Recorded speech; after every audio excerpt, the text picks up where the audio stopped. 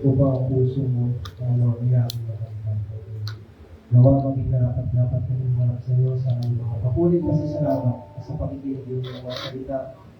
Tulungan mo po kami at ibang subukong ng mga gawa ng kaaway at ay gambalay ang Panginoon Diyos. Tulungan mo po kami makuha ng mga salita sa aming puso namin isa sa pabuhay Panginoon Diyos. Kaya din po pinapadalangin po namin ang aming mga kapatid, mga papunta pa lamang rito na sila ay yung gabayan ng Panginoon sa mga po at ang mga nakakalimot na yung palalahanan ng Panginoon ang gano'ng kahalaga ang araw na ito, Panginoon. Tulungan po kami sa araw na ito, Panginoon. Sa ang panalangin sa Panginoon ni Jesus. Amen.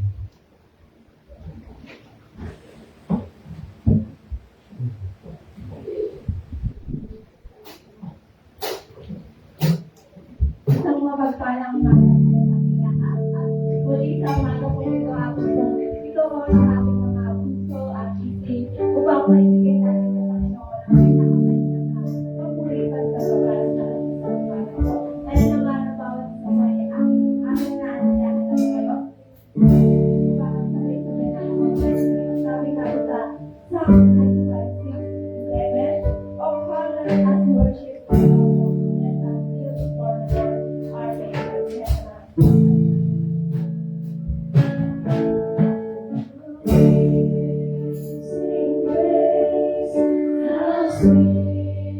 us give for our faith.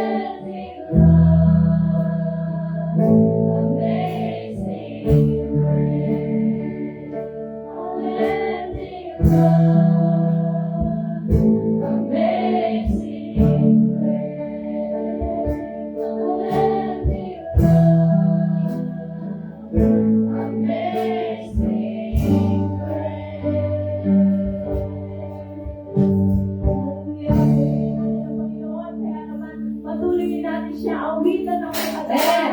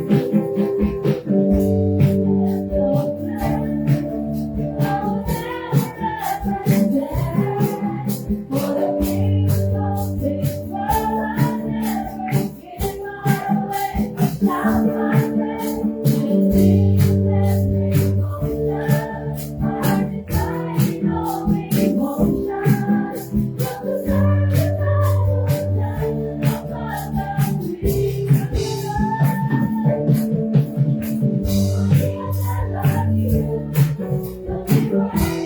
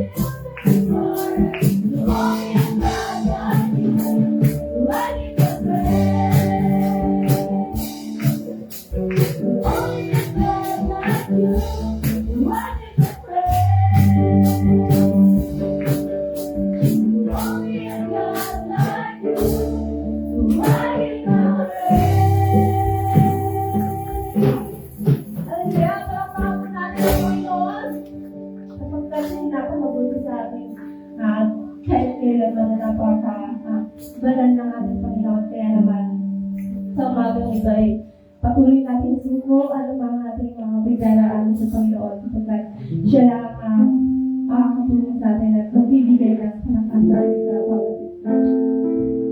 Patuloy ko natin sa ating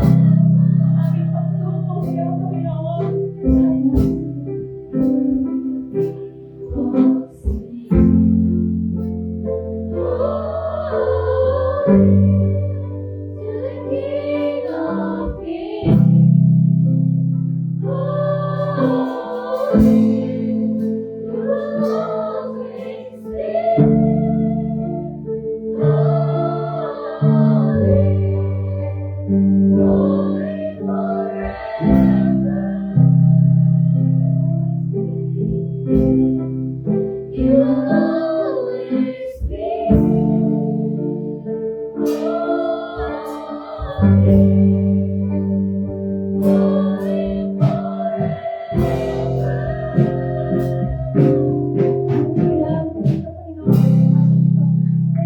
Lord, for your holiness that never changes. Thank you for your love that has not ended. From generation to generation, you are still God yesterday, today, and forever. Reigning in us today and every day. Yours is the glory forever and forever. In Jesus' name we pray. Amen.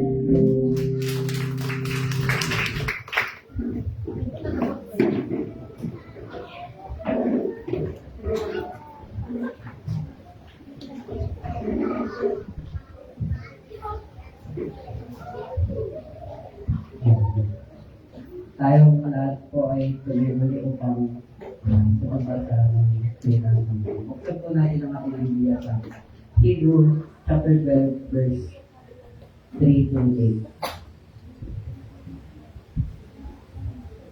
8. Sabi dito, isip-isipin ninyo kung gaano ang tinis niyang kabuusig sa kamay ng mga makasalanan upang hindi kayo malupaypay o panghinaan ng loob.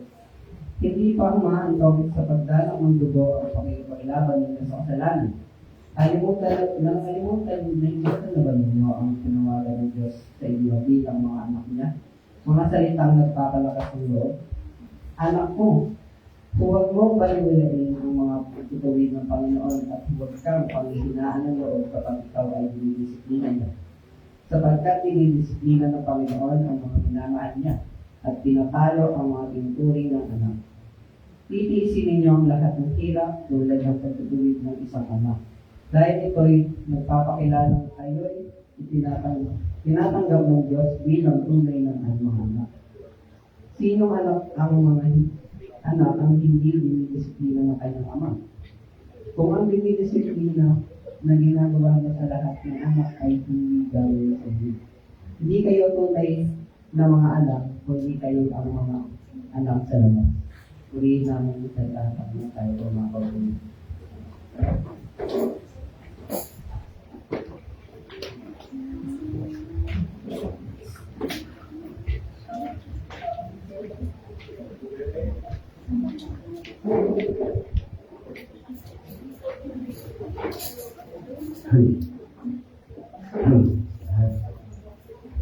Tuloy po ang Panginoon at tayo nagkita-kita after attending.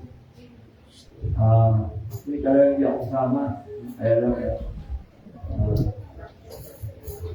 kinakit ko ni Said. Kasama naman niya si ate niya.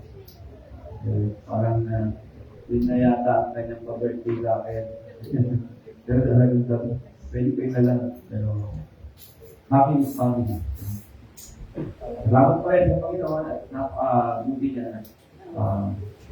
During that stay, hindi nga lang kami at also ako flight kasi may layover so dalawang beses ka every going to and pabalik. Salamat sa Panginoon at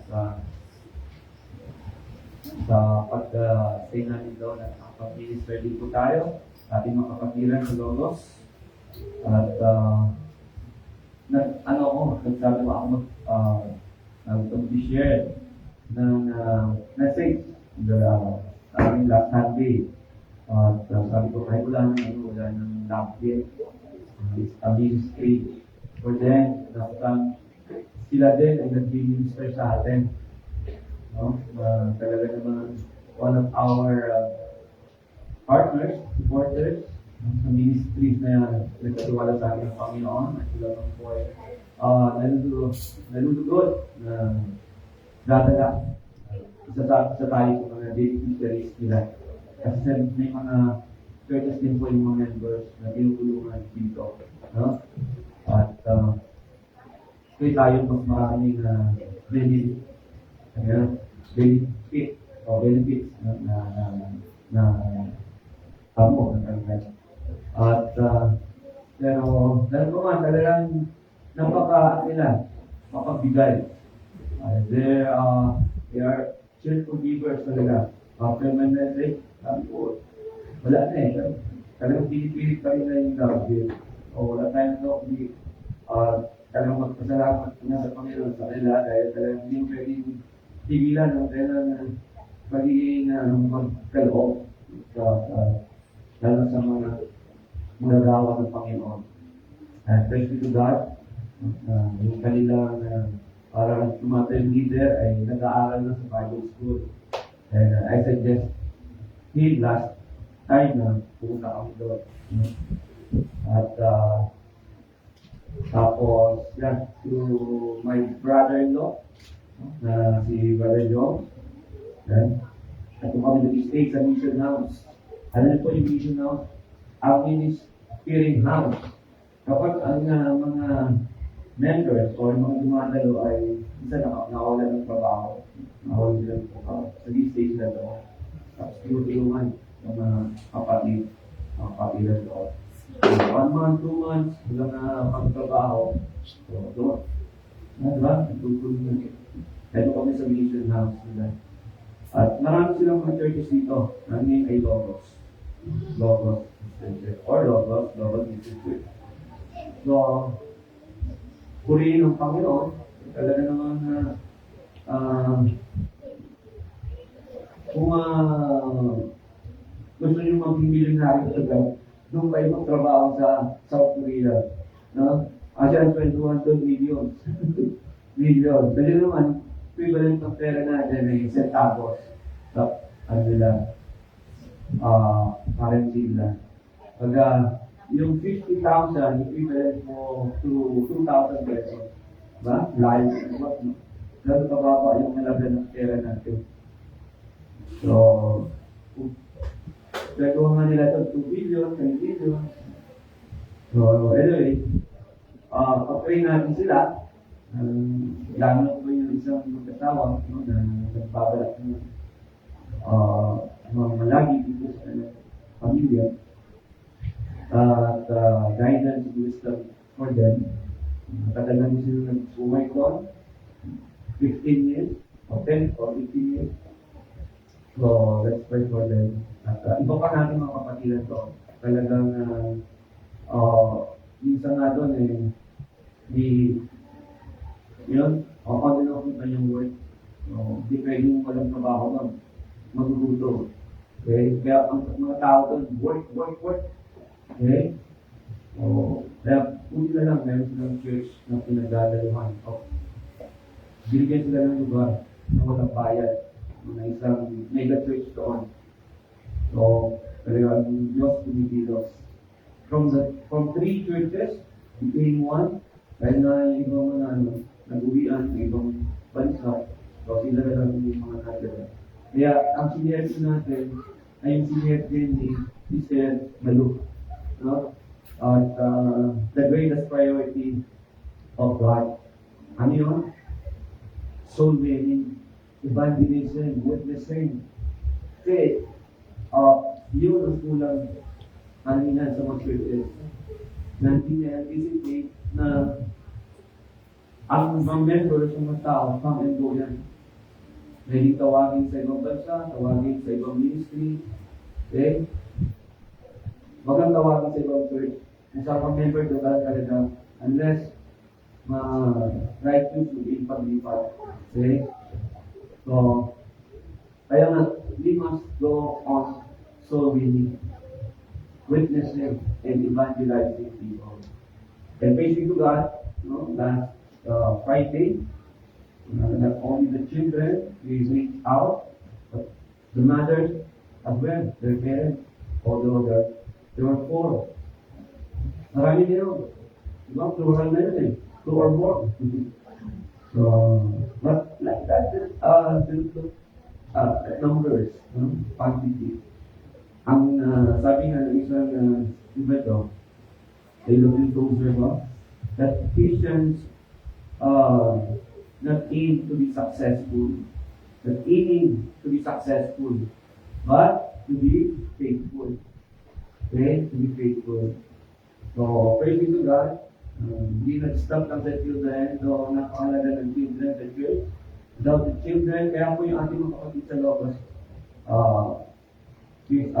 church mo, kaya nakiki-partnership sila sa mga children. Kung ano yung wala sa kanila, pwede rin po tayong gano'n. Anong wala sa atin? Mission. Mission sa kung saan hindi lang dito, talagang sa labas ng ating bansa. And I pray na partnership tayo doon. No? Partnership tayo doon. Isa sa aking classmate, si Pastor Romel Mabilis, siya po isang missionero. Sila po yung missionero na tatranslate ng mga nagwahe sa magiging Bible. Isang Bible. So, sila po yun. One day, pagsabi ko, sure, pag tumating ka kanila, ito rin na, visit ka sa church at mag-speak ka sa entire church. Okay, para makita yung mas malawak na school area ng gawain ng Panginoon. So that we will reach or respond doon sa great commission ng Panginoon. Una sa mga po kaya, during that time, to the very end of the age. So, kasi nakakataon ba yung ating mga music team? Yung ating music team. And last Sunday, nagkakaya YouTube, no? Nagkakapto ng sound, yung ating, mga main instrumentalist. Si Yana, saka si Andre, no? Okay naman ang isang. Madali lang, madali. Madali lang. Yeah, by faith, you will be fast, no? Be fast. And last Sunday, of course, i-recall ko lang yung last Sunday ni Pastor Arnel Garcia. By the way, ano ko kanina, Amazing Grace lang, hindi nag-reflect. Kaya, ganun yun eh. Diba? Dapat lang, ganyan na lang. Pagka, wala. Meron naka-blur dito eh, kaya siguro hindi nag-reflect. So, meron yun eh. Si Arthur siya nag-ano eh. Ako nag-copy paste. Yun naman yung mga blur. So, ibig sabihin pala, pagka-tabi yan, full screen, nakawala siya. Anyway, first experience that one. So, bigyan natin, bukod yung kay Simalo, yung tatlong bagay na yan, ating tatandaan sa big priority of God. Ito po, yung pagtakbo kasama ni Kristo. Through Pastor Arnel Garcia, mga tigas speaker. So, una doon, natutunan natin sa Hebrews 12:1-2, magsimula sa pagtakbo ng tama. Pangalawa, magpatuloy sa pagtakbo ng may pagpupunyali. At pangatlo po yan, magtapos sa pagtakbo ng naka-focus kay Kristo. Nakatutok kay Kristo. Kaya sabi nyo, look unto Jesus, the author and perfecter of our faith. So yun po, no? At dito tayo.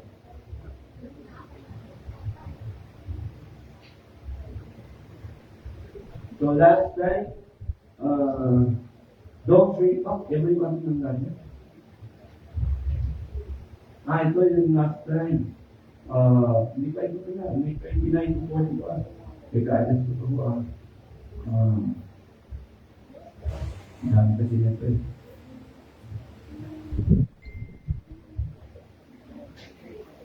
So, ayan. Faith that finishes, from trial to trial from last time.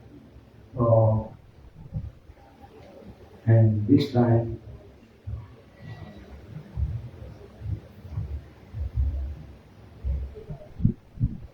ayan na. So, don't disregard or despise, disesteem, dami yung word term or terminologies na applicable. Ignore, kasi sa Tagalog version, baliwalain or hamakin ang disiplina ng Diyos. Okay? So, let us pray. Yes, Lord, we love you, Lord, in friends of yours. Help us to understand all the things you are going to learn. Thank you, Lord. At the night po, Diyos, ng inyong banal na Spirit, kung patuloy na tumilo sa aming mga pandinig, spiritually at eyes, sa aming puso, lahat ng aming respeto ng buhay. Upang sa Panginoon, makita namin ang iyong kapilan, layunin ng aming buhay. In Jesus' name we pray. Amen. So don't disregard divine discipline. Huwag ninyong hamakin ang banal na disiplina o huwag ninyong baliwalain, putyain, dami, no? Huwag na ang banal na disiplina ng Panginoon. Divine discipline. Sabi natin ni Kuya Andre, Bro Andre, sa Hebrews 12:3-8. Na isang totoong kwento ang pangyayari ng panahon ng kasagsagan ng crisis sa Middle East. No? Na may isang underground church. Alam mo natin sa Middle East, most especially sa Arab countries, sa Muslim countries, ay hindi pwede ang Christianismo. Bawal. Bawal maging Kristiyano. Kaya mapalat po tayo sa ating bansa. Hindi bawal. Pero sa kanila bawal. Kaya underground sila. Yung di na lalaman. Yung iba naman, magpaparegister. Pero may guardia sarado. Hindi minumonitor. So kaya ginagawa nila, kasi pilit pressure eh. Imbis na ito ay puro, hindi pwede. Kapag may patungkol sa masasalusahan yung religion nila, hindi pwede. Makukulong ang pastor o ang leader doon. Kaya iba, underground. So, during that time, makapsagaan ng gera. Kaya alam niyo naman, mga drones, mga missiles, no? Kaya pagka may sumasabog na, punta na agad sila sa bomb shelter, tawag nila, bomb shelter. Yan yung protected place nila, protection na pinupuntahan nila para hindi sila, alam nila. So, during that time, sa service sila, nag-Bible study, at biglang may nagpasabog ng missile o ng bomba. So, nagtakbuhan ang mga kapatid sa Panginoon. No, nagtakbuhan sila. Siyempre, kailangan ng maingatan ang kailangan sarili. Lalo na pamilya nila ay nandito. Pero may isang nanatili. May isang nanatili. Sa tingin nyo, sino kaya yung nanatili rin? Of course, yung kanyang leader. Kaya dati pastor, bakit hindi kayo manis? Hindi ba kayo natatakot? Ano po siyang pastor? Nagduwa kayo may tapang takot ako. Pero mas naniniwala ko na ang paghihirap na ito ay hindi pamusa. No? Ito ay paghubo ng Diyos sa kanyang mga ano. Okay? Kaya may isa pa, dito sa Pilipinas, na nawala ng trabaho, pero nasa ibang bansa. Nung mabasa niya yung Hebrews 12, ang sabi niya, hindi pala siya iniwan ng Panginoon o pinakarusahan ng Panginoon. Kaya naiintindihan niya. Sabi niya, naiintindihan ko. Hinugubog niya pala ako. God mo. Him. The same thing that dumadaan tayo ng ganitong sitwasyon. Hindi man literal na ganito. Ano, basta tayo ay nagdurusa. Huwag lang sa pagkakasala. Pero ngayon sa pagkakasala, God consequences will be upon you. Kaya mga kapatid, mga kaibigan, anong ginagawa natin kapag tumadating ang kaguluhan, paghihirap, at pagsubok? Paborito natin yan. Kapag ang buhay ay tila puno ng sakit, problema, hindi naman exempted tayo yan. At walang tao, walang problema. Tama? Ang wala ng problema, yung mga batang aslit. Tama? Kaya sabi kita dito, may katulad tayo ng mga bata. No? Kahit may problema, hindi na nanonotice. Play lang ng play, di ba?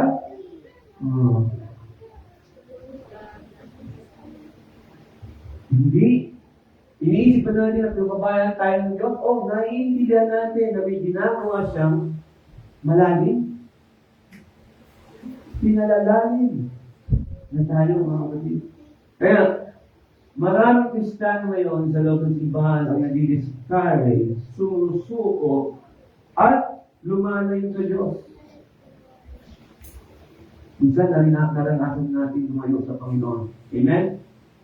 Pero, masaya ba tayo nang lumalayo sa Panginoon? Hindi eh.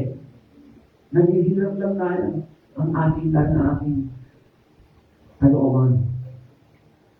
Kundi dahil mali ang kailangang interpretasyon sa paghihirap. Kaya minsan galit tayo eh. Kapag pinagpapala tayo, Lord, salamat! Praise God! Talaga pag umawit ng praise the Lord. Feel na feel. Parang sumasayo pa ng pero kapag may problema, Lord, bakit ako? Dami naman dyan. Wala naman ginagawang masama. Pwede ba yun? Pwede naman ginagawang masama. Pinadaan ng Diyos sa paghihirap, pagsubok. Ha? Gusto na natin, hawak natin ha? Kaya pala si Lorraine, ano to? Hindi pa na-affection eh. Hindi pa na-affection. Pala yun. Pero mga kapatid, pakinggan natin ito. Kaya makinig kayo ha. Huwag na kayo makipagkwentuhan ha. Hindi lahat ng sakit ay parusa. Okay? Sa English yan, sa mga Christian, not judgment. It is chastisement. No? Yung ginamit ng word, chastisement. Kasi chastisement, tinuturo ka, dinidisiplina ka, parang tatay, nanay, magulang. Pero may pagtuturo, may pagtutuloy. Unlike with judgment, o punishment rather, going to the wrong term, or judgment punishment, talagang, yan ang ano sa'yo. Diba? Dapat sa'yo. Dahil sa iyong kasalanan. Pero sa ating Diyos, at sa mga magulang ng mga Diyos, ang pagtutuwi, pagpapalo, ay may pagtutuwi. Chastisement. Kaya nga, hindi lahat ng sakit ay parusa, hindi lahat ng paghihirap ay tanda ng galit ng Diyos. Minsan ang sakit ay disiplina. Ay nalitiran ng sakit, nagkakasakit. Sa totoo, nagkakasakit. No? Hindi yung malakas kang kahapon, biglang yung kasakit. Unless talagang, no? Kung sinat lang yan, kaya pa yan. Alam mo ba, minsan, ay, laksan ko naranasan ko, umatin pa rin ako sa gawain ng Panginoon. Kasi hanggang may lakas ako. Sabi ko, ang pattern ko, yung aking spiritual father eh. Hindi yan dahil lakay. Kaya ako lang lakad. Yung lakad, half step lang. Atin pa rin siya. Tapos Ron, di ba? Kasi mag-second voice siya sa singing. Pagka love na love niya yung hingal. Kaya hindi natin naalis yung hingal. So, kaya pa ng katawan. May mas naman. No? Pero kung talagang wala pa na taas na lagnat, 39, 40, 30. Aba, magka-check up na. Baka ma-emergency na yan. Okay? At ang paghihirap ay tapunan na ikaw ay anak ng Diyos. Hindi ka pastor, hindi ka illegitimate. Legit ka. So, balikan rin natin itong mga historical and cultural background. No? So, hindi pwedeng natin kalimutan yung konteksto sa Biblia. Kailangan din tayo magpugat ng coordinate. The Hall of Faith, examples of endurance, pakita natin ito. The men of faith, men and women of faith, and Hebrews 12:1-2, last Sunday. Doon ng run with endurance, fixing our eyes unto Jesus, and this time, into prayer, suffering as discipline, and not defeat. God uses discipline to develop devoted, disciplined, enduring, and genuine children of faith. Children of faith. And why does that allow suffering? Ito most commonly theological question. Then question ng mga o argumentation ng mga theologians, ng mga Bible scholars, leaders. Bakit pinaalaw ng Diyos na mag-suffer ang kanyang mga tao, ang kanyang mga pinili, o ang lahat ng tao? Eh, di ba Diyos, siya ng pag-ibig, siya ang lumikha. How should believers interpret pain or hardship in times of crisis or global crisis? Ang parang natin yan, ceasefire lang, mga kapatid, yung gera sa Iran. And Ukraine versus US and Israel. With Israel. So, is hardship punishment or proof of sonship?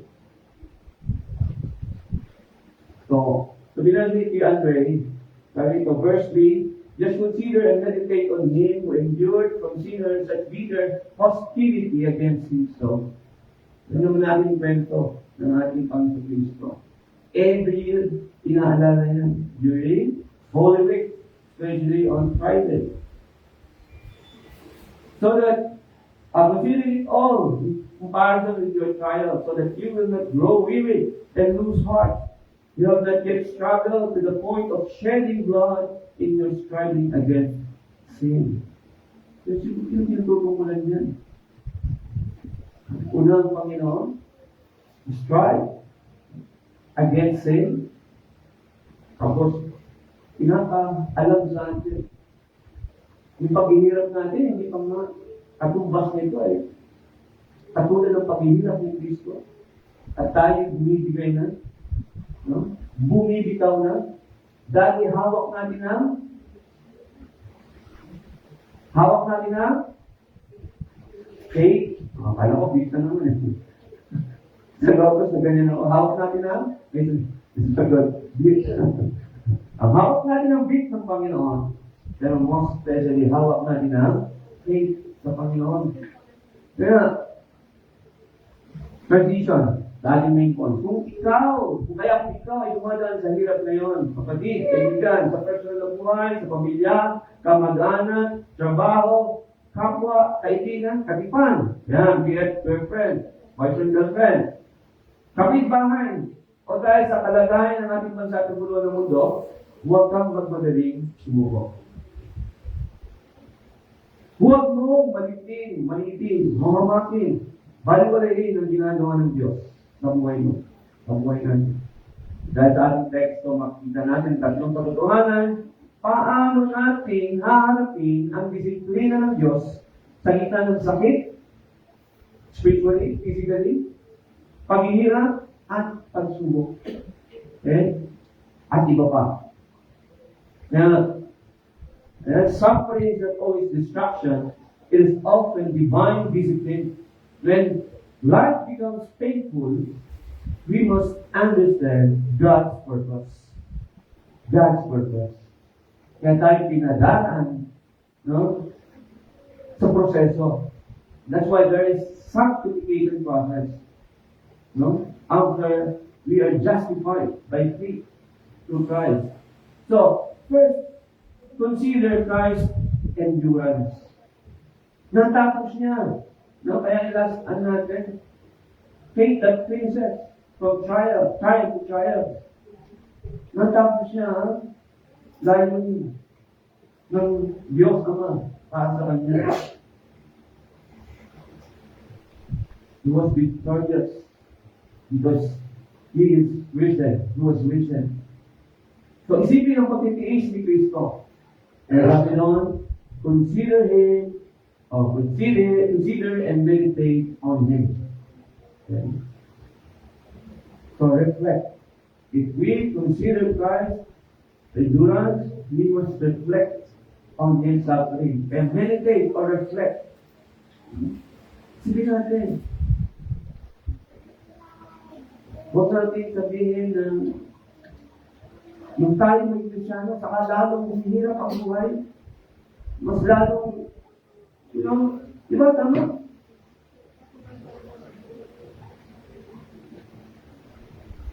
Kasi ang sabi sa Greek na, reflect, analogo, zamay, carefully think. Sabihin, pag inisip mo ito, be careful. Huwag kang mag-iisip na kung ano yung gusto mo, yun ang ipapattern mo or to-consider mo. Ano yung to-consider? Christ's endurance. Yung pagsusumapit, pagsadaga, ang pagkunabi ni Kristo hanggang sa matapos niya ang kanyang dahimin sa krus ng Kalbaryo. Kaya naman tayo binigyan ng glorious reward ng Panginoon. One seated there right now in the right hand of God. He's endured hostility. Siguro, papapanood yung paano ng Christ, paulit-ulit. Baka hindi na kayo naantig sa kwento na yan o sa scene na yan, dahil paulit-ulit. Pero, totoo kung nangyari. At sabi nga, 10 times pa ang dinalas na hirap ng Panginoon sa mga hostile enemies. Ang masakit pa, yung piniling bayan ng Diyos ang nagpapatay sa Kanya, ang pumatay sa Kanya. Like Jesus yan before the cross, and then, praise be to God, it means, ang ginawa ni Kristo ay tunay. No, makapangyarihan, because in the early church, there were Christian martyrs who hung, on the trees, and then, sinisilaban. Sabi ni Nero, para maliwanag ang ating daan. Sabi, Kumuha kayo ng mga nakakulong na Kristiyano, people of the way, ihang niya sa tree, o sa mga mataas na, at silaban, para kung may dadaan maliwanag. Kumuha kayo ng mga kulungan, ng mga Kristiyano, pag mayroon tayong kasiyahan sa arena, ilagay sa gitna at palabasin ang maliyon at mga tigre. That's why there's the first Christian martyr. Who is he? Sino siya? Si Stephen. The first Christian martyr. Metaphorically, like soldiers, remembering their commander. We are spiritual soldiers. Brethren. Kaya sabi sa Galatians chapter 6, you must wear the full armor of God. And then secondly, resist spiritual weariness. Hadlangan mo yung mga bagay na nagbo-worry sa'yo spiritually. Kaya na yung anxiety, depression, whatsoever, entertain it. Sabi, sa anxious, sa James, James 4:6 ba yan? Ipagkatiwala niyo ang inyong mga kabalisahan. Hanggat siya ang bumukod ko sa iyo. So that you will not grow weary and lose heart. Sometimes ito naging cause kaya tayo humihina, spiritually speaking. So, we are near to being burned out. Mag-burn out tayo. Especially, we do not have spiritual disciplines. The basic, reading the Bible, prayer, and fellowship. So, when focus shifts from Christ, so naiiba tayo ng focus. Kaya sabi ni Pastor Arnel last time, no? Mag-focus kay Kristo. And then there's study by Global Church Trend. Many Christians disengage during crisis due to out of focus in Christ. Yan naman magiging tendency, no? Kasi more on emotional thing. And then lastly, refocus on His strength. Ask wisdom and strength from the Lord. Hindi natin kaya mag-isa. Kapatid, kaibigan, hindi mo kayang iligtas sa iyong sarili. Hindi mo alam ang iyong kinabukasan. Then Christ, the model of endurance. You cannot endure. You are depending on yourself alone. Theologically, right focus fuels faithful endurance. Right focus fuels faithful endurance. Kaya sabi mo sa kapatid na sabi mo, mag-focus ka kay Kristo. Balikan mo, ikaw rin. Ano ako lang? Parang hindi ko. Okay, then. So, secondly, sa ano yung first point? Consider Christ's endurance. Very good. Second, the passage, and you have forgotten the divine word of encouragement is addressed to you as sons. My son, do not make light of the discipline of the Lord. Like sa Amplified Bible ito, sa King James, ang ginamit ng word is despise. Despise. Kaya, mapalala din sa isang verse sa Proverbs 3, do not despise your mothers. Oh, by the way, happy Mother's Day, ha? So, later on, pero next Sunday, we'll celebrate it, no? Kasi wala si Madam. Eh, baka siya yung,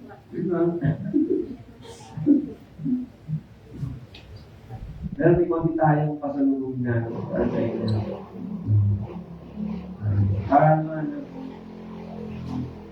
naman, anin sa'yo, papasalamat, anin sa'yo, gamang samida, salamat. Sa tatlong beses ko, pupunta doon, yun parang dalawang salita lang natutunan ko. Awa ng Diyos. Okay? So if Christ endured, then our suffering has meaning. Tama? Pero hindi natapos si Kristo, yung kanyang layunin yung sa lupa. No? Marala sa Garden of Gethsemane, no? Umiyak siya at nagpawis ng isang dugo. Sobrang nakita niya ang hirap. Kung tao lang siya, susuko yun. Malamang. No? Pero sa iyo, yung may layunin para sa sangkatauhan dahil mahal niya ang sangkatauhan. So, second na po ito. Sorry, hindi ko lagyan ng second mineral. So, number 2. Corrected by Father's discipline. Tanda natin, we have the Father in heaven. And represented by our Father or our Mother or our parents here on earth. That's why, let's continue to pray for our parents. Especially our Father. Na siya tinupang ng Diyos or entrusted by God to lead His family or the family. So do not despise or disregard. Ito po yun.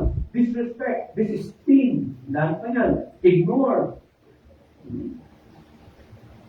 First, discipline is personal. Discipline is personal. That's why in our church we practice and apply church discipline.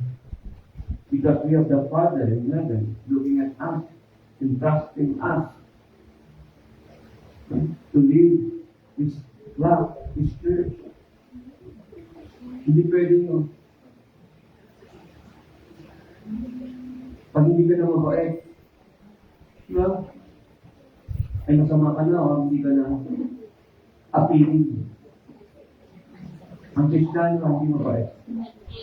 Mag-wait.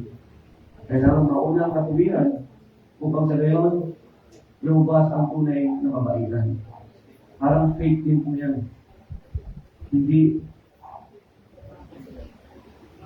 ang dahilan para maligtas ay ang good works o kabutihan.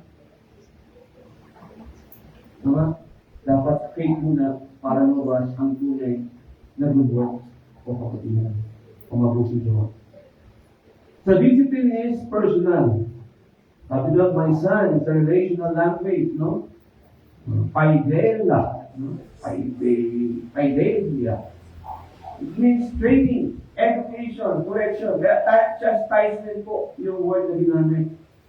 Referring to the believers, kung not for the unbelievers. Kasi for unbelievers, the term is punishment. Ganun pa tayo pamahal ng Panginoon. Dinidisiplina tayo para tayo matuto, maging matuwid, at lumakas sa kanyang lakad. Kaya Proverbs 11:12, siya, nagsasabi dito, tatay ng disiplina sana. Ganun ba yung mga tatay niyo? O kayo ang disiplina sa inyong mga tatay? Spiritually speaking, pwede yun. Huh? Spiritually speaking. Literally, kung tatay, Kristiyano, mas better. Paunahan, pagdisiplina, ang kanyang mga anak. Katuwang ang kanyang asama. Babae. Amen? Amen, ma'am? Amen ba, bro, Ralat? Bro, Bitan? Di ba matatay? Si bro, Renjo? Okay? We are entrusted by God to lead our family. So, discipline is painful. Tama ba? Discipline ba kung hindi masakit?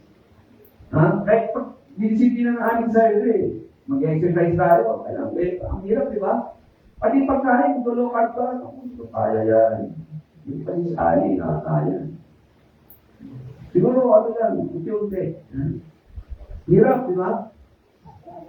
So, yan kayo ng spiritual discipline.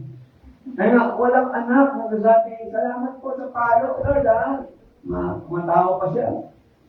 Pero pag agad-agad ng palo, may ganun ba? Pinalo ng tatay, tay, salamat! Woo! Iiyak sa sakit.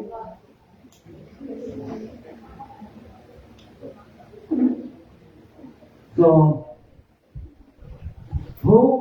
the discipline is painful. Whom the Lord loves is He disciplines. So, patuloy na mahal tayo ng Panginoon kapag tayo dinidisiplina niya. The same thing with us here in church. No, daw masakit, personal, o bakit talon? Hindi na bago ang nila.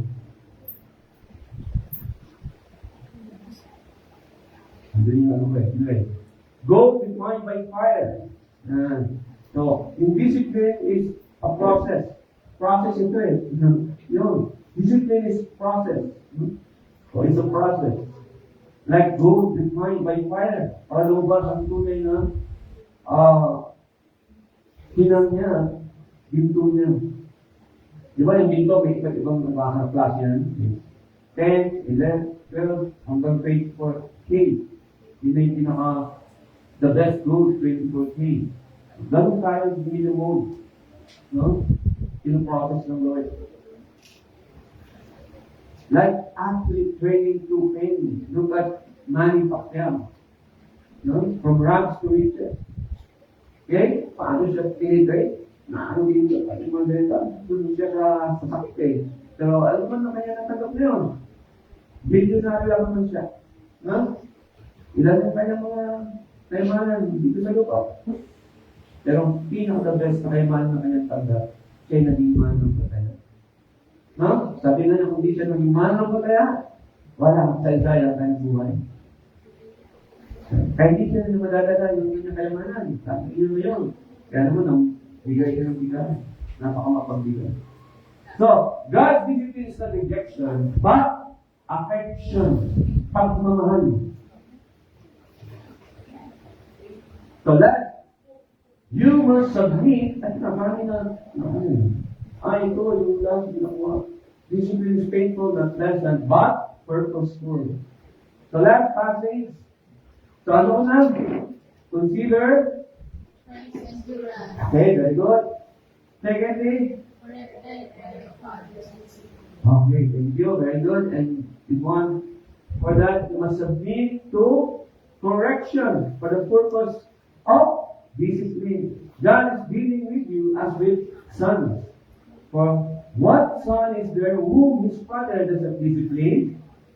Now, if you are exempt from correction and without discipline, in which all of God's children share, then you are illegitimate bastard and translation, children and the sons of all. Kaya pasalamat tayo at dinisiplina tayo ng Panginoon. Hindi sa ating mga magulang, kung pinagsasabihan tayo ng ating mga mali, itinutuloy tayo, pasalamat tayo. Ibig sabihin, mahal tayo ng ating mga magulang. Okay? Concerned sila. Kasi walang magulang, no? Gusto ko mapapasama ang mga anak. Kaya kayo mga kabataan, darating kayo sa punto na kayo magiging magulang. Parent, ha? Parent or parents. Hindi magulang as in negative, no? Ang kulang-kulang mo sa trabaho, hindi ganun ha? Yung magulang na parent or parent. Okay? At sa Tagalog, iisin ninyo ang lahat ng hirap tulad sa pagkatuwid ng isang ama. Dahil ito'y nagpapakilala kayo'y tinatanggap ng Diyos bilang tunay niyang mga anak. Sino anak ang hindi dinidisiplina ng kanyang ama? Kung ang pagdisiplina na ginagawa sa lahat ng anak ay hindi gagawin sa inyo, hindi kayo tunay na mga anak, hindi kayo yung mga anak sa labas. Dahil yan, illegitimate. Di ba ang illegitimate? Kasi wala, mamanahin yan. If God discipline, then we belong as legit na sa ilalagay dyan legitimate son. Genuine, real, not fake. Thirdly, hindi ko natakpan niya sa amen. Pangatlo na po yan. Sorry for that. Confirmation of sonship. That's the confirmation that we are sons of God through Christ. So first, discipline confirms identity. Yung disiplina ay napukumpirma. Tatak ng iyong identification card. Parang gano'n, no? That nakalagay, you are my son. Pagdating sa langit. Kaya you will be written, no? You are written, no? In the book of life. Because of Christ. Ako patagdarin ko. Anyway, theologically, true believers are shaped, not spared. Hindi spared, no? Sinishape, hinuhugot. And discipline, secondly, the point, cultivates maturity. Diba? Sabi, grow unto maturity sa chapter 6 pa lang. No, verse 1 ng Hebrews. Yan ang design sa atin. To be mature. Ayan na. Discipline confirms identity without discipline, illegitimate, adoption versus neglect. You will be neglected pagdating ng pagharap natin sa Panginoon. Kaya, sabi, Lord, yan yung sabi na illegitimate. Lord ka, ay pag ginawa mo sa lupa, pero hindi mo siya sinampalatayanan, hindi ka nagsisi sa iyong kasalanan, get out of my face. No? You will be held. So, discipline cultivates maturity. Haluhatin ka, ilagay sa naman ito. Growth requires correction. There's a study. Trials increase spiritual resilience. Tatagan ang believers globally. Okay? So, we need to grow spiritually. Kapatid, you need to grow spiritually. Increase spiritually. And trials, no? Used by God, or used by God, to increase our spirituality. And discipline calls for submission. Sabi doon, endure hardship as discipline. We cannot endure hardship kung sa una pa lamang binabalewala natin ang disiplina ng Diyos. No? Ang disiplina ng Diyos, personal, no? As a church, pwede rin to the church, leaders, entrusted by God to apply the church discipline, and through your parents or mothers or fathers, Obey them. Kaya sabi sa Ephesians chapter 5. Obey your parents. And then your life will be prolonged. Alam mo yun? Ang galing ng Panginoon. Ang regalo sa inyo, mga anak. Pag kayo susunod sa iyong mga magulang. Of course, alam natin kung ano dapat sundin. Kasi may mga magulang din na wala sa katotohanan. Kailangan pag-abutin. So, kung nasa ganung sitwasyon kayo ng mga magulang, kayo ang gagamitin ng Diyos para sila ay maliwanagan at maging mahal ng pagkaya. Kaya, church members or brethren, friends, your struggles are shaping your faith. So, theologically, sonship is proven through process of sanctification. Proseso ng pagpapabanal ng Diyos. Kaya, we need to follow the process of God.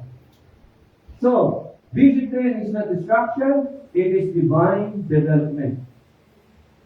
God is not punishing you. Pag tayo po'y dumaan ng paghihirap, pagsubok, isipin niyo lagi yung ginawa ni Kristo. And He is preparing you, preparing us. And as we apply this, examine your child. Observe. Are you resisting? Lumalaban ka ba? O pumitigil ka? Or receiving God's discipline when you disobey on His will. So gawin niyo, fix your eyes. Hebrews 12, 1 on trial. Submit to God's shaping process. And as our final challenge, don't waste your suffering. Your suffering will lead to sanctification. At papabanal ng Diyos. And let it transform you. And lastly, don't forget this. From pain to purpose, from struggle to sonship. If you are true son of God, you are legitimate. Here, sabi niya, sa pagmana ng langit. So whatever you experience,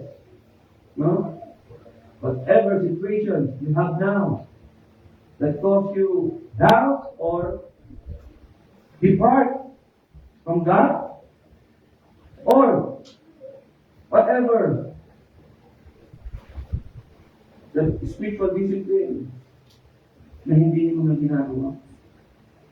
Kaya dati na napaka-alam mo, very passionate, very eager, compare, reflect. Okay?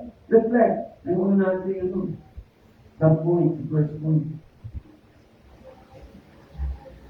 So, God bless us all, mga kapatid. Don't disregard divine discipline. Huwag natin baliwalain. Hamakin ng Diyos. Hindi na baliwala natin. Kaya tama yung sabi sa King James, despise.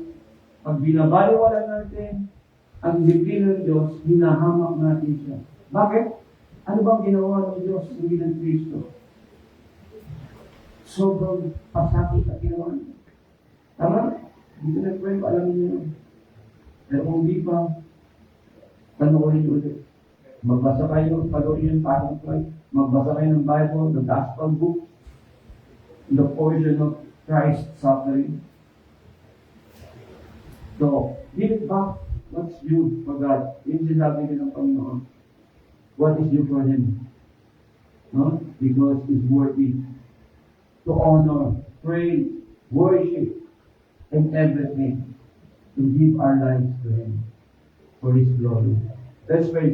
Salamat ng marami, Panginoon. It's a great reminder for us that we must continue. Do not disregard, dishonor, disbelieve, disvalue, disrespect, ignore, despise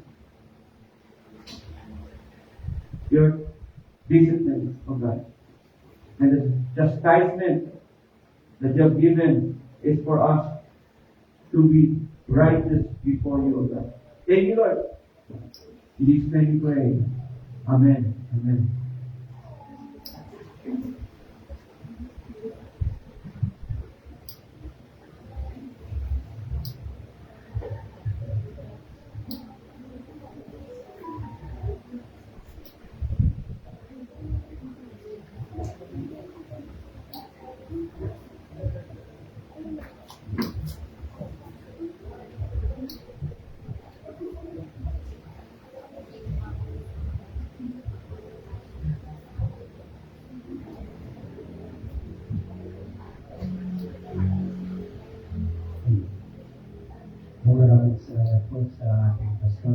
magbibigay ng magandang mensahe sa atin sa panahon to. At ngayon naman po ay darabo tayo sa ating silver heart giving and offering. At nais ko lang po ibahagi sa inyo yung aking small observations about giving. At ito rin experience din sa akin sa buhay ko at sa pamilya kung paano yung provision ng Panginoon ng pagtitiwala sa Kanya at hindi siya obligation kundi pagtitiwala binabalik natin sa Panginoon. At nakita ko rin doon yung paano nagmamahal sa atin yung Panginoon, yung bagay na hindi natin deserve but binigay niya sa atin. Kaya tinuturuan niya nga tayo, di ba? Na kung paano ibalik rin sa Kanya yung mga pagpapalang binibigay niya sa atin. Gusto niya tayo magkaroon ng pusong pagtulungan sa Kanya na hindi napipilitan yung mga bagay na ginagawa natin para sa Panginoon. At kaya rin tayo nagbibigay dahil sa pagmamahal sa atin ng Panginoon at binabalik natin yung pagmamahal na ibinibigay sa atin. Through this giving, na kung saan alam naman natin mga giving at tithe na binibigay natin is nakakatulong kung paano mapapalaganap ang gawain ng Panginoon dito sa Fortune at sa bundok para. Kaya nga po sabi doon sa ito lang po rin ito sa verse 6. Ito ang ibig kong sabihin ng nag-aasik ng bagayaan, hindi na bagay. At ang nag-aasik ng sagana ay mag-aani rin ng sagana. Bawat isa ay bigay ayon sa siya ng kanyang puso. Hindi mabigat sa kalooban o dala ng pangangailangan. Sapagkat iniibig ng Diyos ang nagbibigay ng masaya. Gagawin po natin.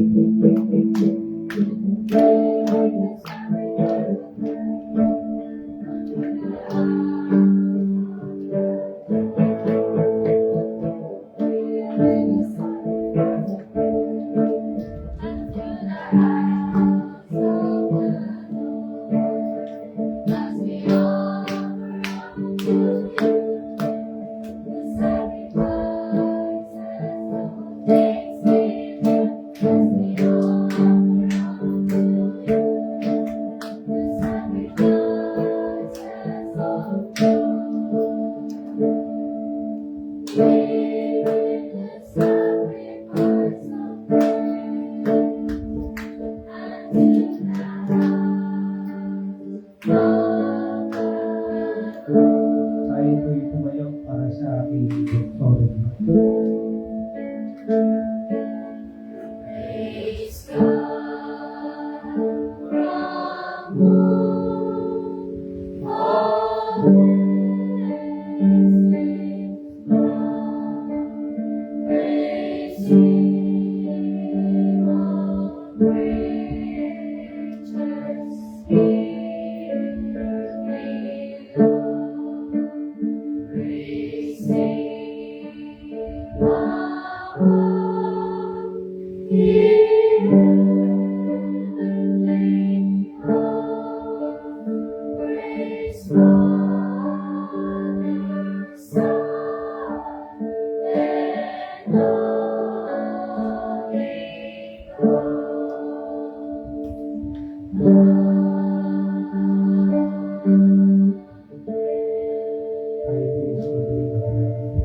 Maraming Diyos, maraming pong salamat na kayo yung pinagkakatiwalaan, yung mga pagpapalang binibigay mo sa amin, Panginoon.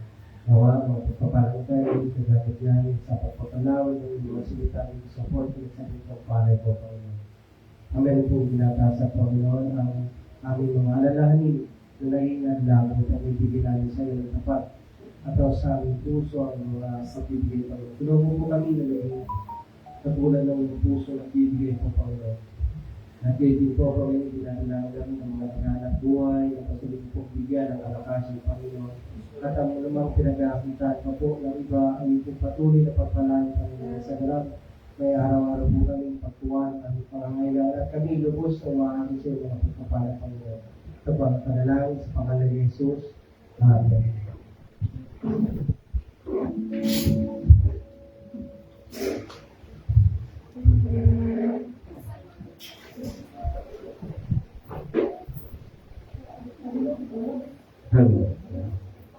So, ayun po tayo mag-commemorate ng ating Lord Supper for the Lord, no?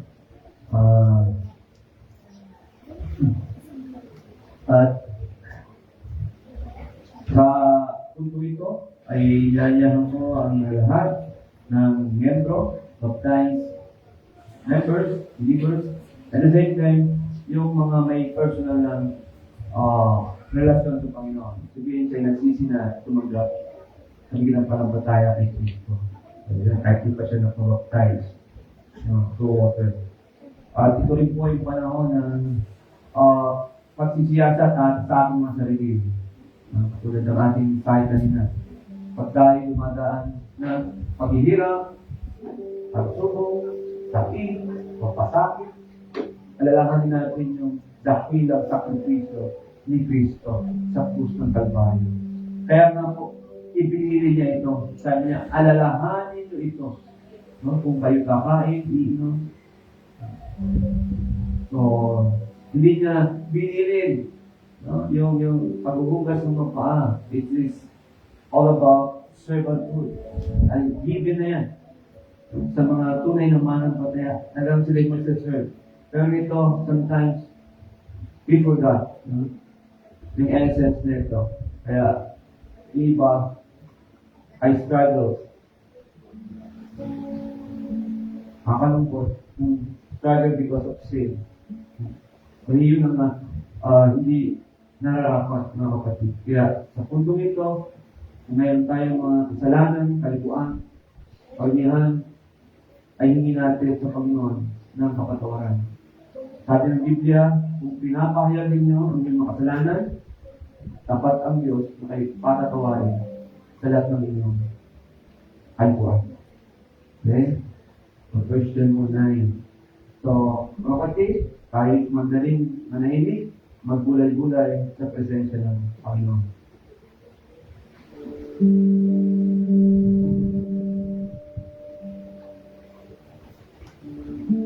O dakilang Diyos, ang unang tagal, salamat po ng marami na kami may privilege ulit na iyong inabilin, pinagabilin upang alalahanin ang isa sa mga ordinansa na iyong ibinigay sa amin.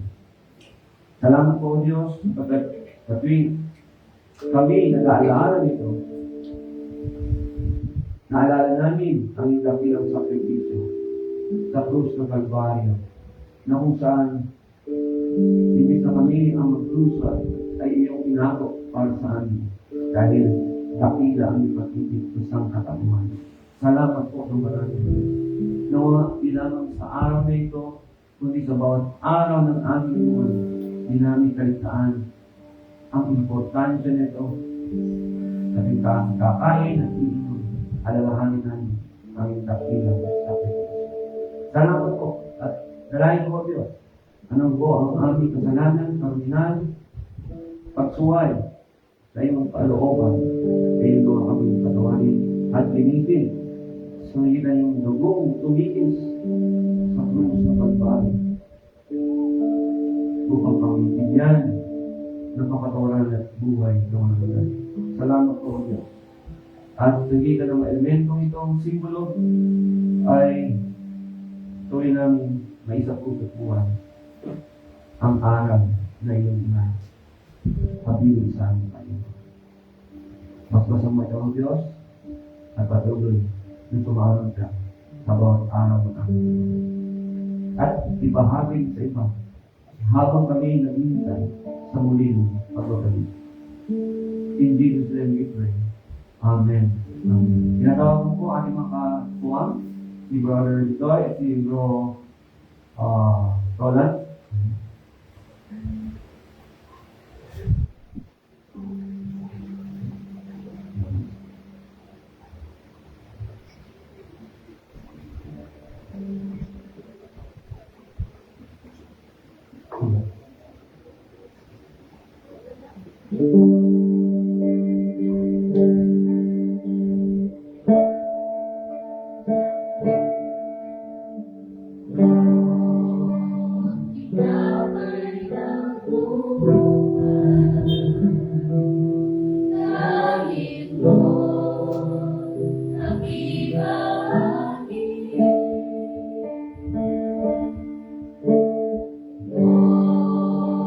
Kita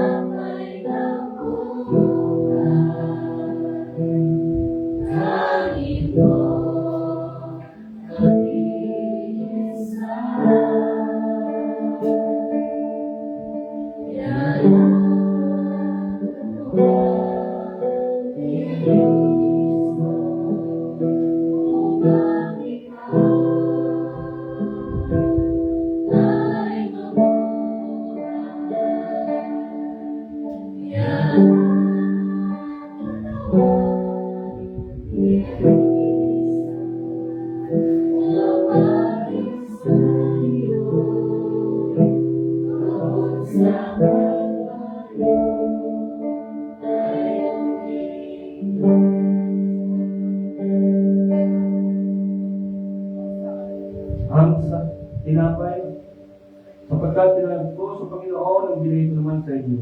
Ang Panginoong Yesus ng gabing siya ay tinagkano ay lumampot ng tinapay. At nang siya'y makapagpasalamat, kay kanyang pinaputol-putol at sinabi, kay aking katawan na pinaputol para sa inyo, gawin niyo ito bilang pag-alaala sa akin. Gawin ko natin.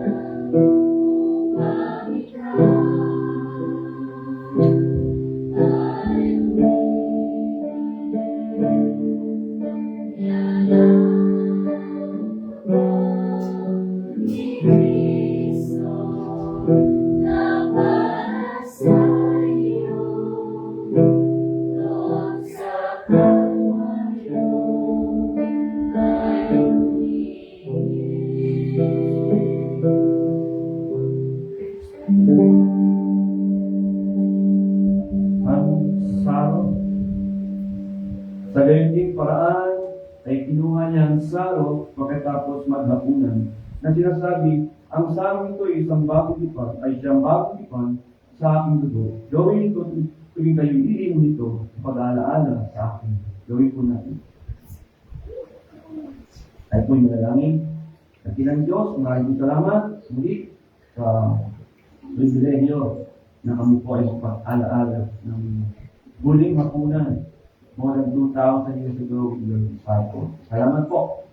At nawa, tuwing namin may sa puso't buhay ito, halaga nito sa aming pananampalataya. In Jesus' name we pray. Amen. Let us all stand. At sa bayan, sagutan natin dito kasi ang Church Covenant po natin, matapos pangunahan, ayon sa aming pananampalataya, sa Espiritu ng Diyos, na tagapin ang Panginoong Kristo bilang aming Panginoon at tagapagligtas.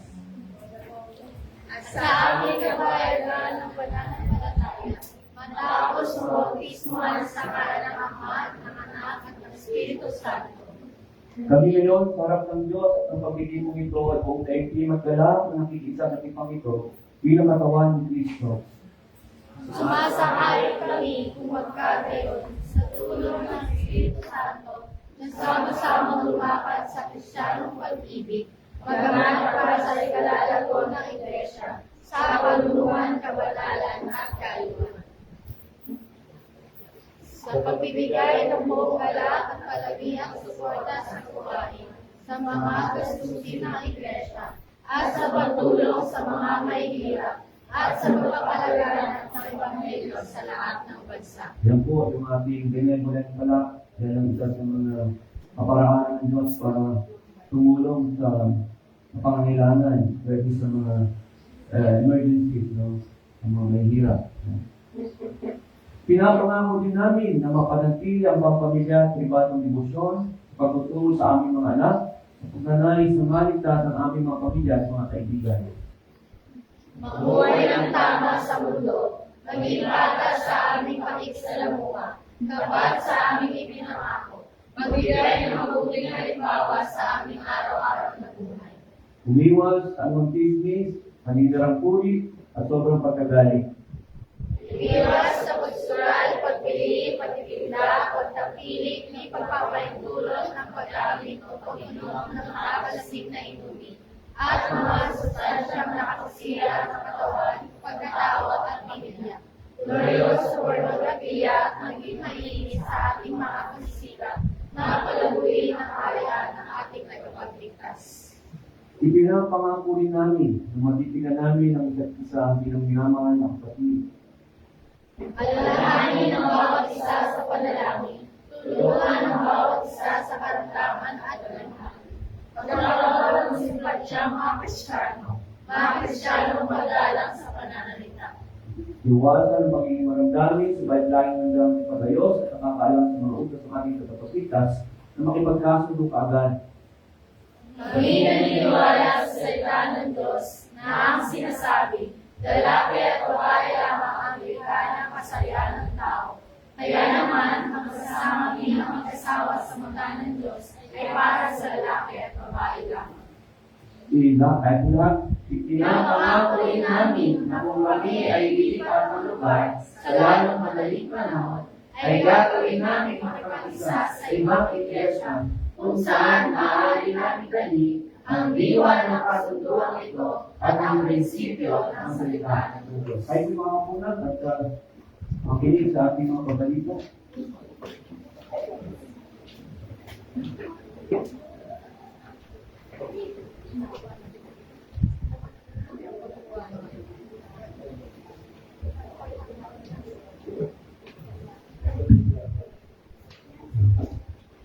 Meron pwede po tayo sa ating mga announcement. Ang ating attendance last worship service noong May 3, ang attendance ng adult youth ay 29 at ang children ay 8. Ang adult naman po ay 29 ang adult youth at ang children ay 8. Last prayer meeting noong May 7, ang adult youth ay 16 at ang children ay 6. Attendance naman din po kahapon ng children ministry dito sa Fortune ay 21 at sa Buntong Palay ay 2.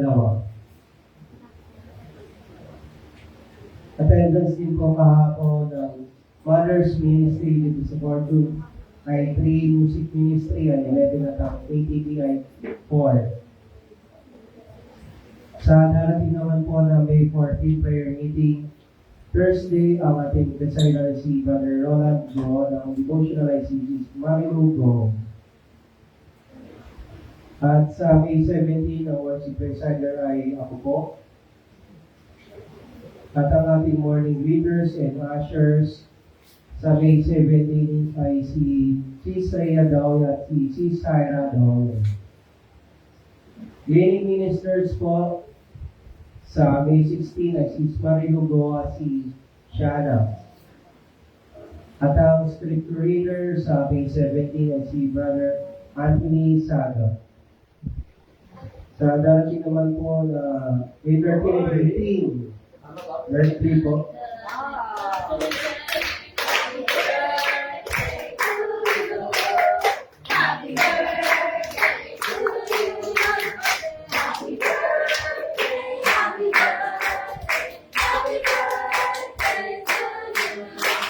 Happy birthday and more birthdays to come this week. Patara naman po sa Saturday. Sa Taos. Last May 3 ang attending for our giving is 2,720. At patuloy po ang ating invite sa mga kalakihan sa ating po ministry na Kapay Tinapay ng Buhay every Saturday from 5:30 to 6:45 dito po sa ating house church.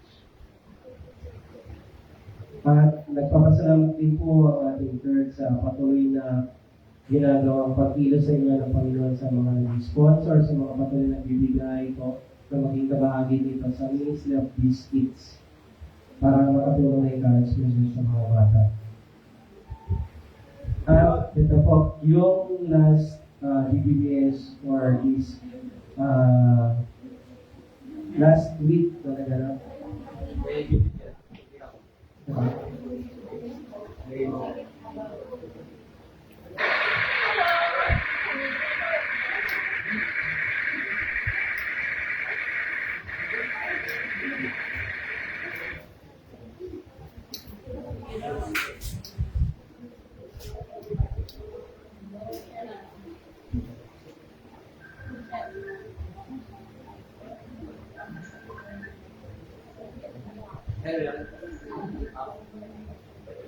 Hello.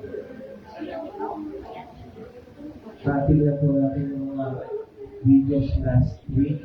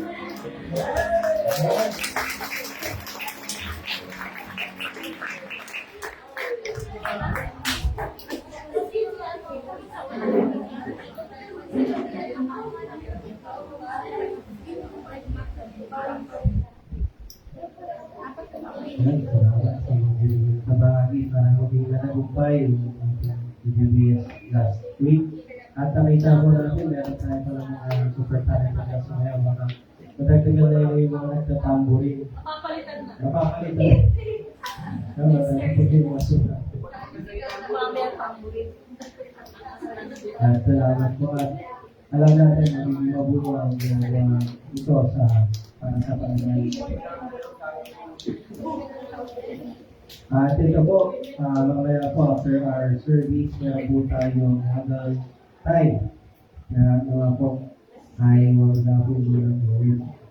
At ang ating susunod na evangelism next last Sunday of May. Bali next Sunday magkakaroon po tayo ng evangelism day. So, nawa tayo po na po magiging kabahagi. Welcome visitor, may sa mga tayo sa ating ibadah. Ayan, pero yung attendees din po natin sa last PBBS si David.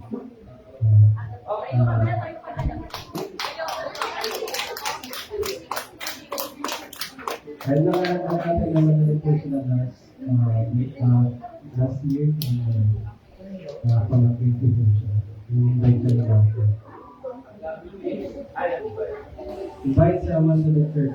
Ito po ang ating mga seats ay reserved for those willingness na binibigay sa atin ng Panginoon na maging kabangin sa atin. At Agape Episcop, next Sunday, sasabay na rin sa celebration ng mothers. Sa may mothers, yung celebration na rin po ng Mother's Day for next weekend. Kasabay na rin po yung Agape Feast natin next week. At kung wala na po tayo ng mabalita, darating na tayo sa congregational prayer and benediction.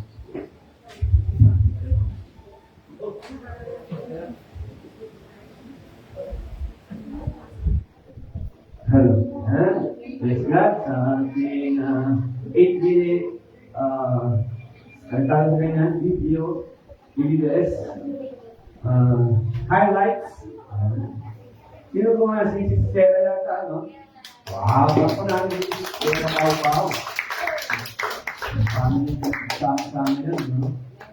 Praise God. Sinagin sa akin, Sis Ami, na nasa center ngayon, sa Okada.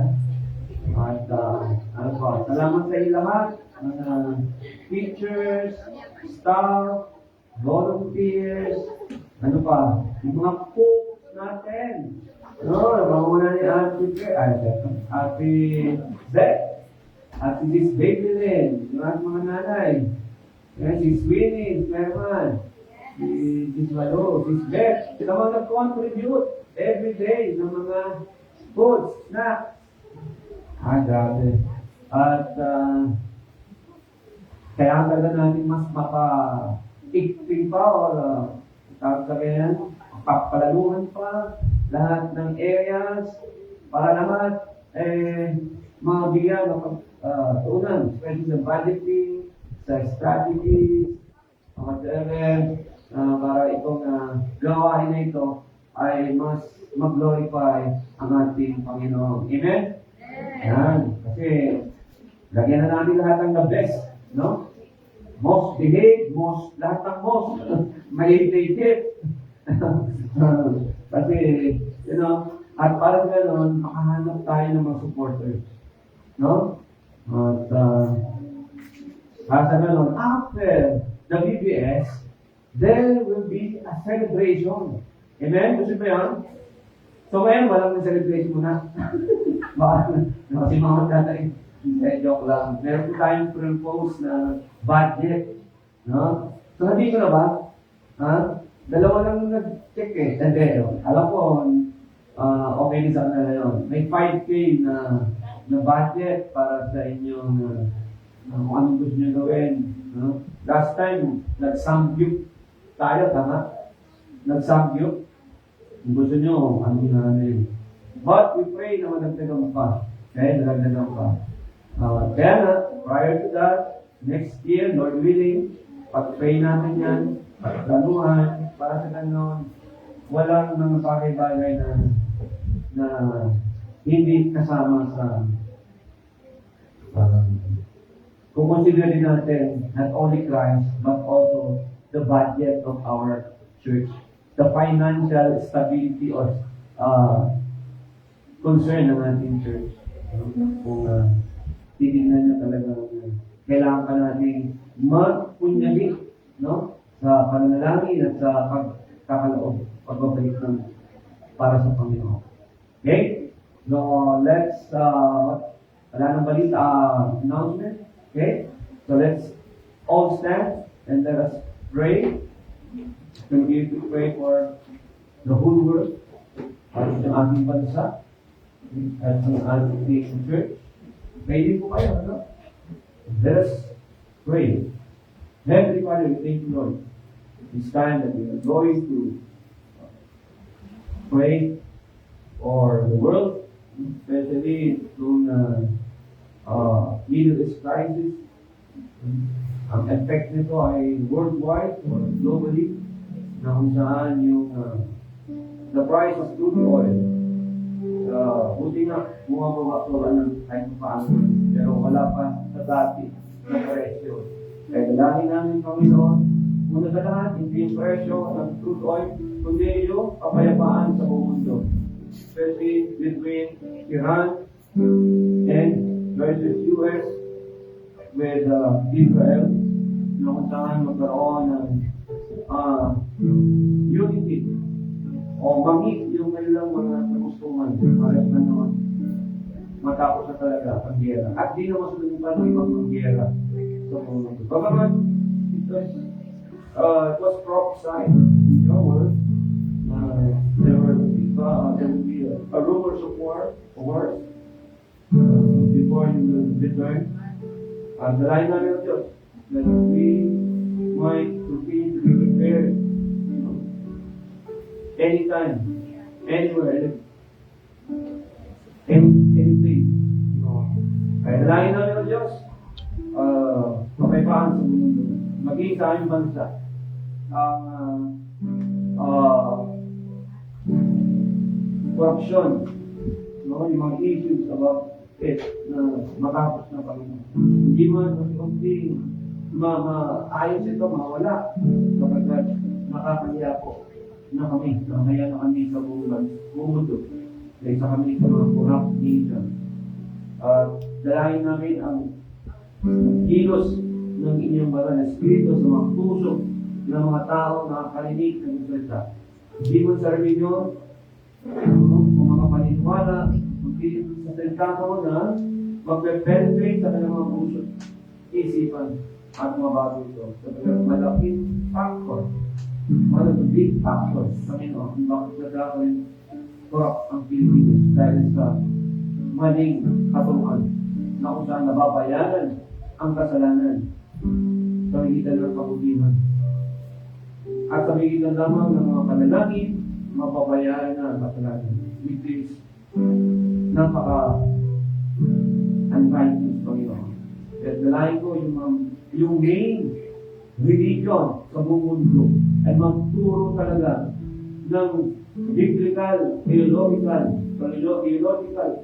truths about the world. Huwag na silang maging modern Jewish religious group. Mukhang sa gano'n, mabago ang puso ng mga tao kanilang tinuturuan o pinapakinggan ng mga aral. Kaya dalahin ko din pag ibang mga religion na nakabasa sa good works, sa membership, sa religion, dalahin ko ang kaliwanagan at katotohanan na kailangan mo tututuhay. Ang kailangan mga leaders sa Panginoon, baguhin mo ang kailangan mga pananaw. Kaya dalahin mo Diyos, ang inyong church, kaya Jesuit, at tulong kami bibisin ng inyong pagkakaisa, pagkutulungan, pagmamahalan, at lahat ng aspeto na kailangan po na hindi lang iyong iglesia. Upang sa gayon, umusan, lumago, at lumapat ayon sa iyong paparaanan ng layunin at daanan. Kung ganoon, spiritually, we will be blessed and we share this to others as well. Salamat, Panginoon, sa Ina ni Cristo, kami ay may buhay, kalakasan, bibigay sa inyo at kapagbilig po sa inyo. At sa mga biyaya ang iyong patuloy na pinagkakatiwala sa amin, trabaho, negosyo, talento, skills, hindi po naman pagpalain at gamitin po para magamit din sa iyong gawain ng Diyos. At may balik na may katapatan, what is due for you, O God. And continue to bless them, bless us, especially a spiritual aspect. And Lord, tinataas ko rin po, Panginoon, ang may pagkamdaman sa amin. Hindi mong pagpalaing kagalingan, kalakasan at provision sa mga gagawin. At maraming salamat. Salamat po sa mga nagdaang ministeryo, sa DBS.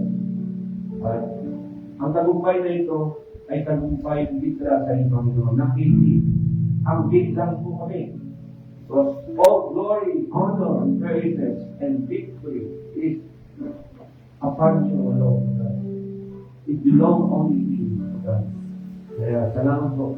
Continue to bless our teachers, our staff, assistants, no?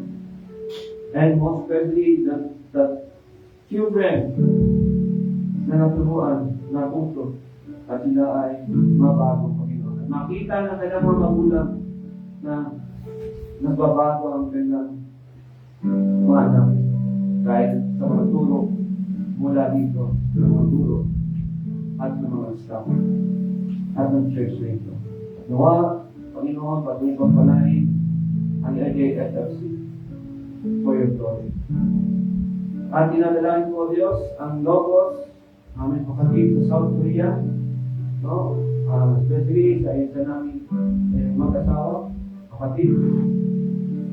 Bigyan mo sila ng wisdom at guidance at direction sa kanilang pag-iisyon.